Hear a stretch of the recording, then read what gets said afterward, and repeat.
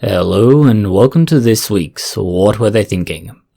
Among the news items we have for you this week is the further step towards a universal vaccine for coronaviruses. The monkeypox may be considered a global public health emergency. The identification of diphtheria for the first time in 22 years.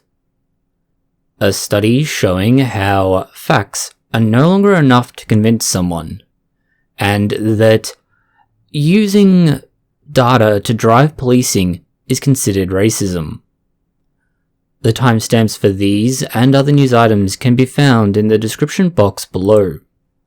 We'll start with a universal vaccine for coronaviruses. Coronaviruses cover a wide variety of viruses.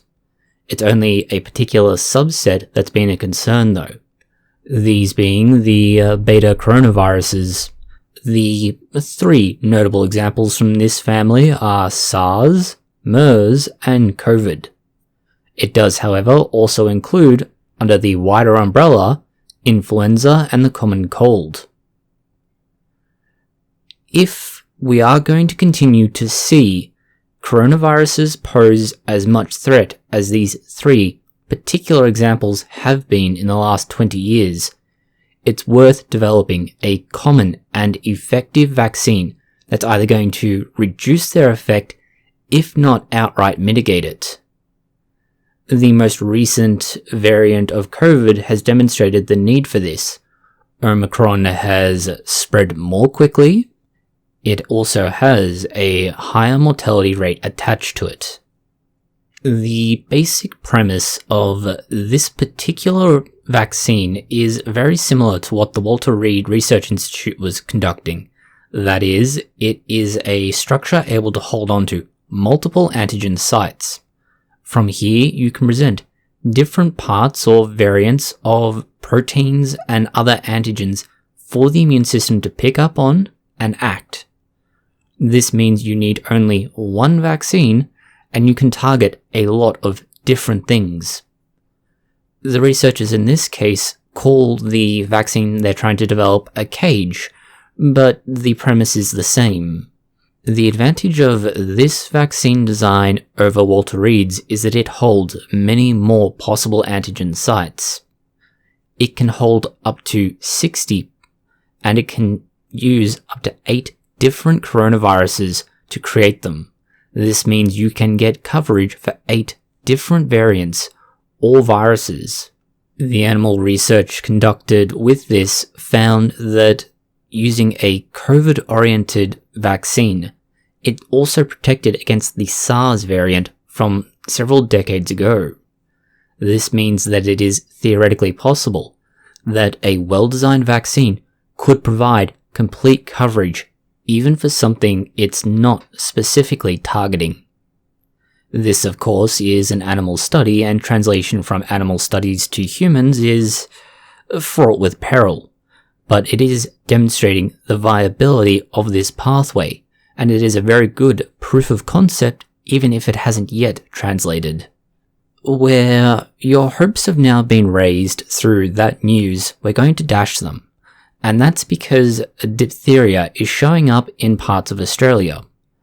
The state of New South Wales has identified cases of diphtheria, and this is a problem.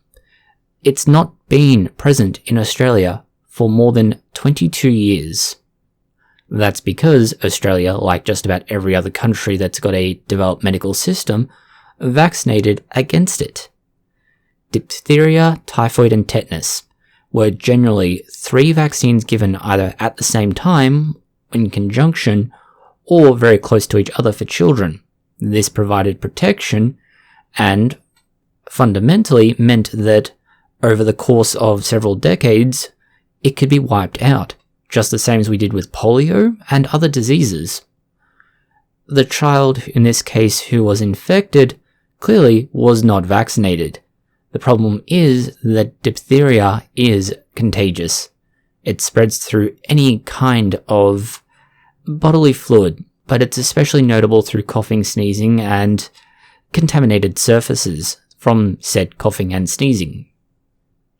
The reason why diphtheria was so very aggressively vaccinated against is that it can be fatal in a surprisingly large number of people, anywhere up to 10% of those infected. In other epidemiological news, we can move away from a disease that should have been dealt with to a disease that is theoretically emerging, monkeypox.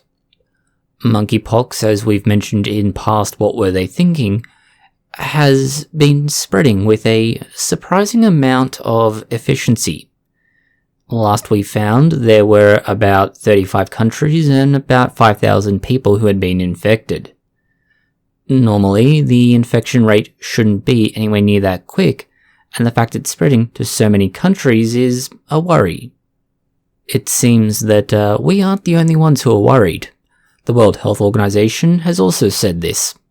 It's surprising that they're so concerned about monkeypox with its relatively low number of people and comparably lower rate of infection when they reacted so lethargically to COVID-19, where they were very slow in declaring an epidemic and various stages before that.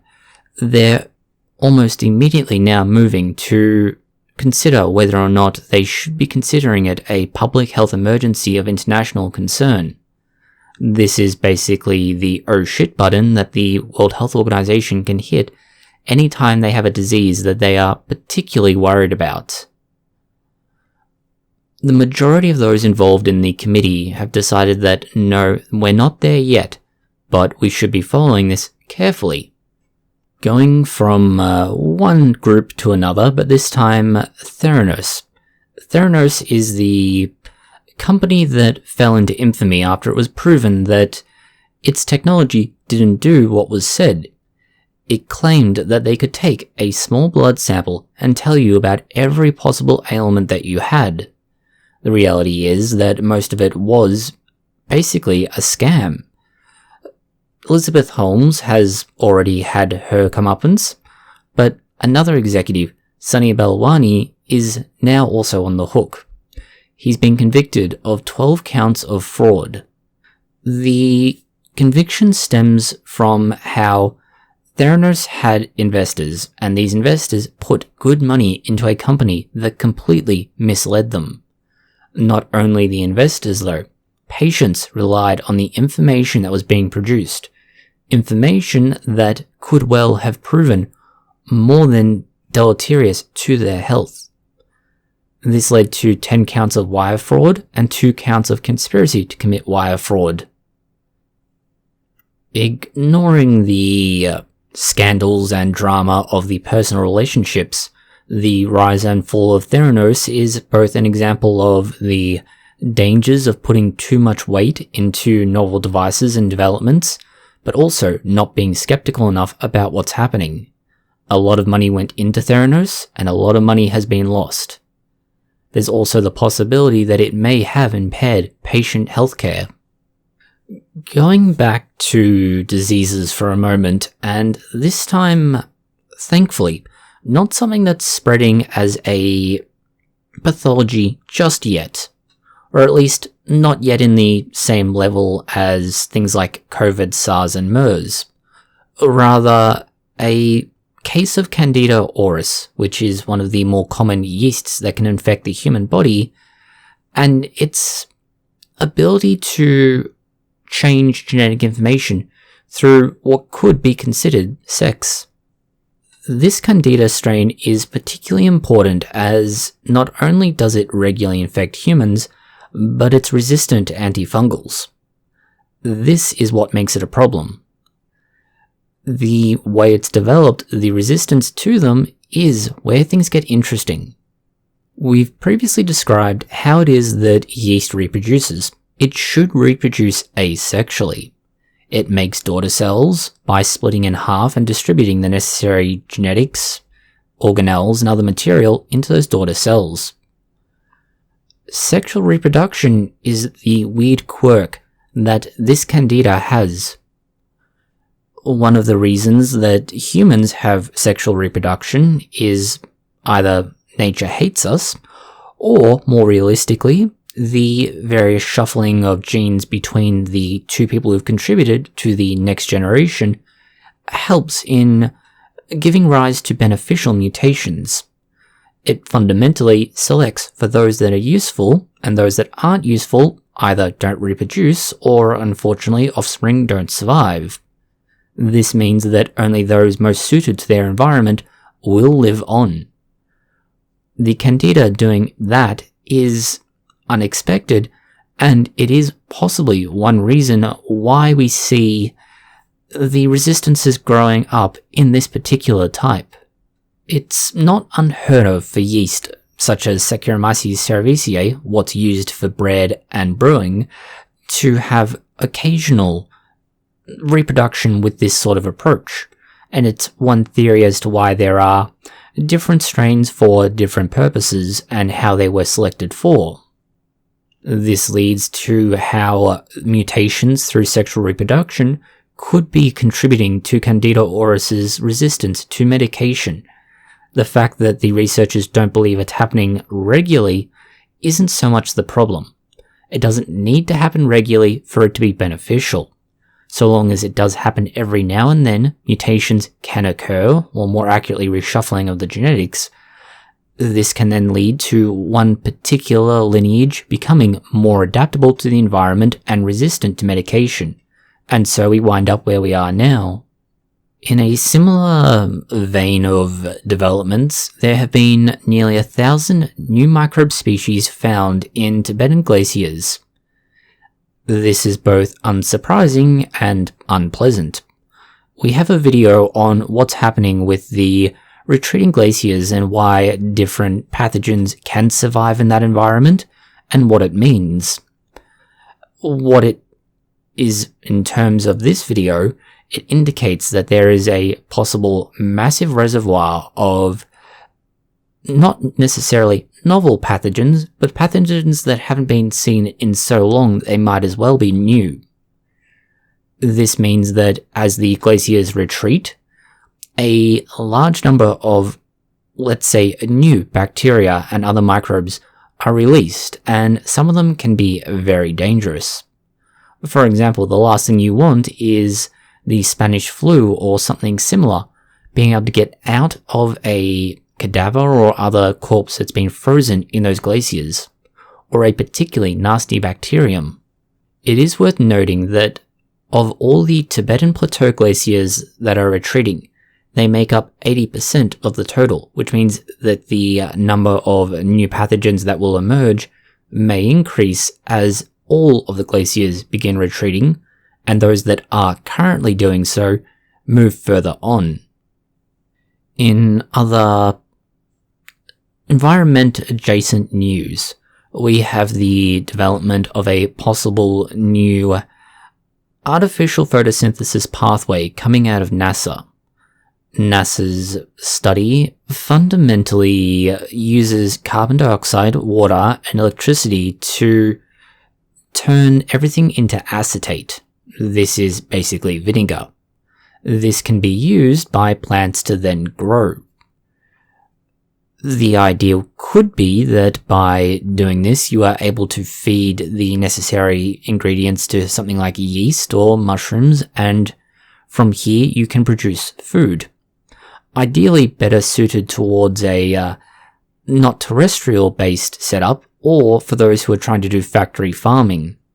The research claims that it's actually better than photosynthesis.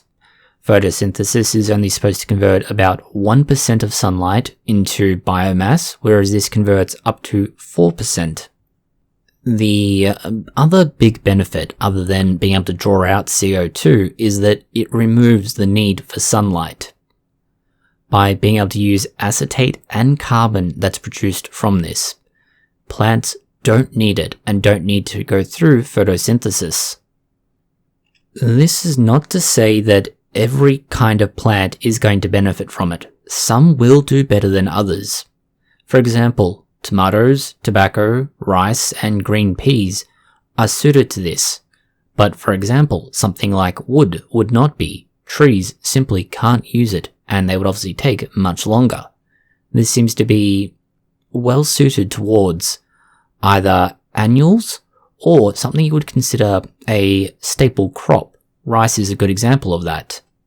And next we have a interesting article from Science Alert.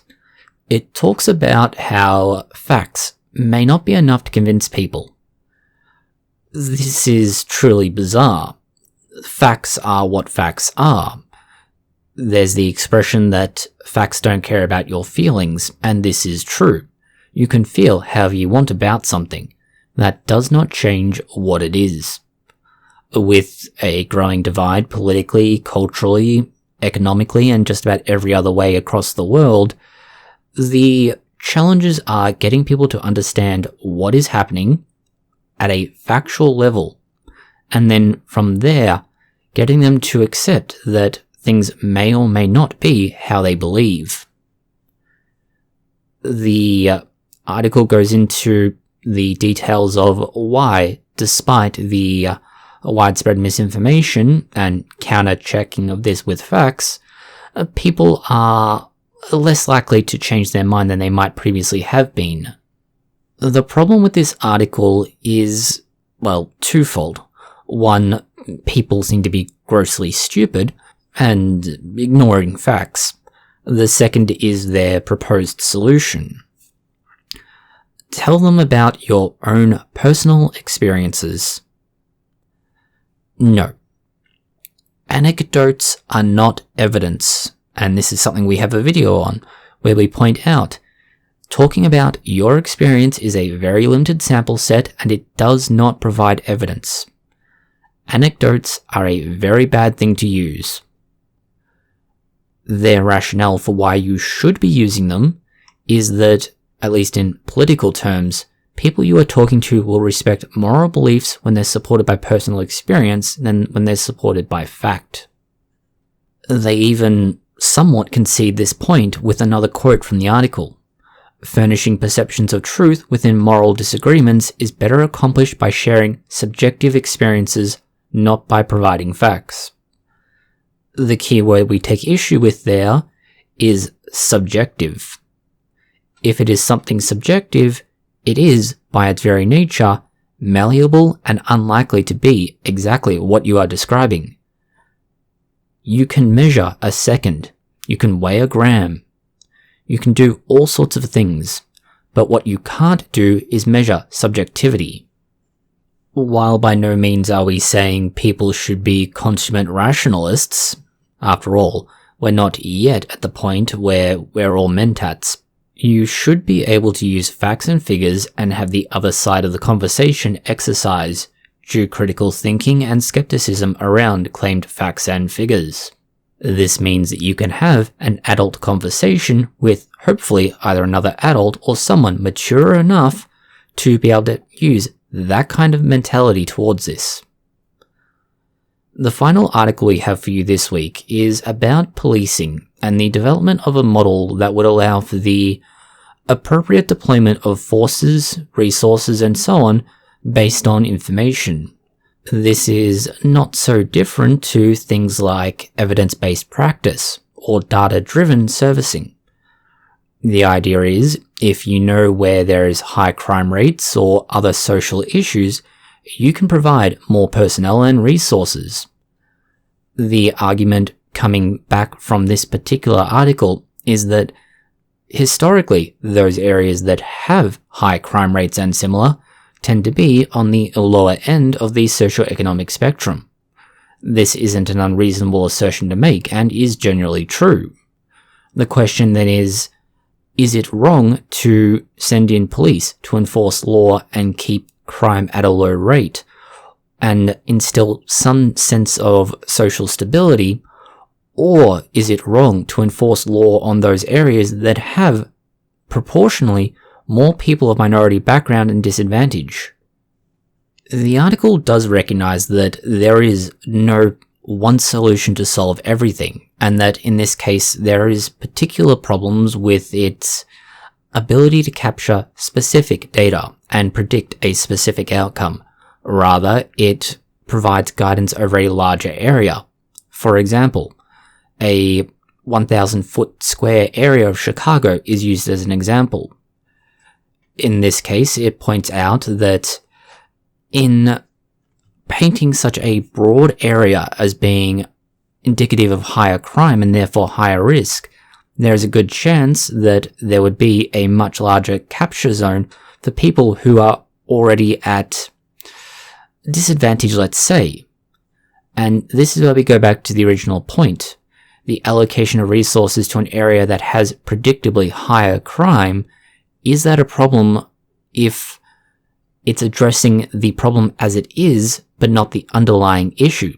For example, low socioeconomic areas tend to have higher crime rates because people either can't afford to get basics and similar, or that there is a culture, let's say, of illicitness and illegal activity. The other element that's presented here is that it's continuing to promulgate biases and other isms. Notably that by doing this, those areas that have more minorities and similar are going to be further suppressed, and as a result, it doesn't help anyone. And we do concede this point to some extent. By sending in police to arrest everybody, you are getting results and you are producing outcomes that are somewhat beneficial to society as a whole, but the people involved are not being helped at all. This means that the root cause, particularly the socioeconomic status element, isn't addressed. At the same time, when you're looking at this in terms of who is most harmed by the lack of law enforcement, it does stand to reason that this has benefits. Those same low socioeconomic status areas are going to have higher crime rates, which will harm the people in those areas. By bringing in police and enforcing the law, you do reduce harm to them, the business, and the community. If this was done in conjunction with other programs in an attempt to address the root cause, you would sandwich the problem between two solutions, and you could slowly squeeze it out. By doing this, you prevent new generations from being raised in an environment that promotes antisocial behavior, you help the people who are there now, and you remove the most serious problem makers and hopefully rehabilitate them back into society. That's all the news we have for you this week. Thank you for watching. Please like, share, and subscribe, and put any comments, questions, or suggestions you have below the video.